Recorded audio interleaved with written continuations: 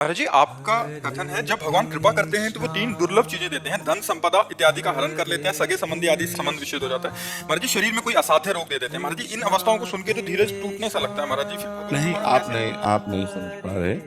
व्यक्ति की आसक्ति तीन ही जगह विशेष होती है। एक तो परिवार में होती है, और एक धन में होती है, और एक शरीर में होती है। तीन जगह आसक्ति होती है ना। और भगवान से जब हम प्रीति करने चलेंगे तो शरीर भी नाशवान, परिवार का संबंध भी नाशवान, और धन भी नाशवान। धन किसी का हुआ है क्या? चाहे अरबों खरबों रुपया हो, जब मरोगे तो यहीं रह जाएगा कि नहीं रह जाएगा?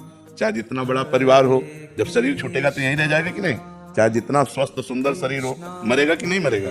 तो भगवान तीनों की आसक्ति का नाश कर देते हैं। धन की आसक्ति का नाश, परिवार की आसक्ति का नाश। बिना परिवार की आसक्ति का नाश हुए भगवत प्रेम थोड़ी होता है।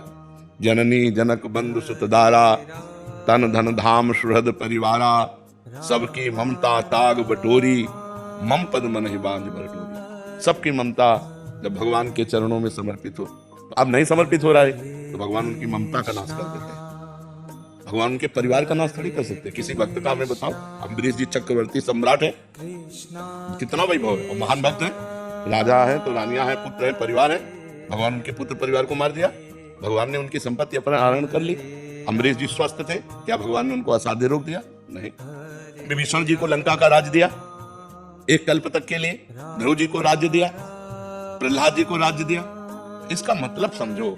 शास्त्र के वाक्यों का अर्थ अगर सही नहीं समझ में आया तो फिर भय आ जाए। शास्त्र निर्भय करने वाले हैं। परिवार की ममता का भगवान नाश कर देते हैं, धन की प्रियता का भगवान नाश कर देते हैं, शरीर की अहमता का नाश कर देते हैं। अब वो कैसे करेंगे? ये उनका खेल है। डॉक्टर है, हमको थोड़ी चिंता करनी है। और ये तीनों जब तक रहते हैं तब तक जीव की दुर्गति नहीं रुकती। तो भगवान सदगति देने वाले, तो भगवान तो कृपा करके दुर्गति से हटा रहे, तो उसमें भय होने की क्या बात है?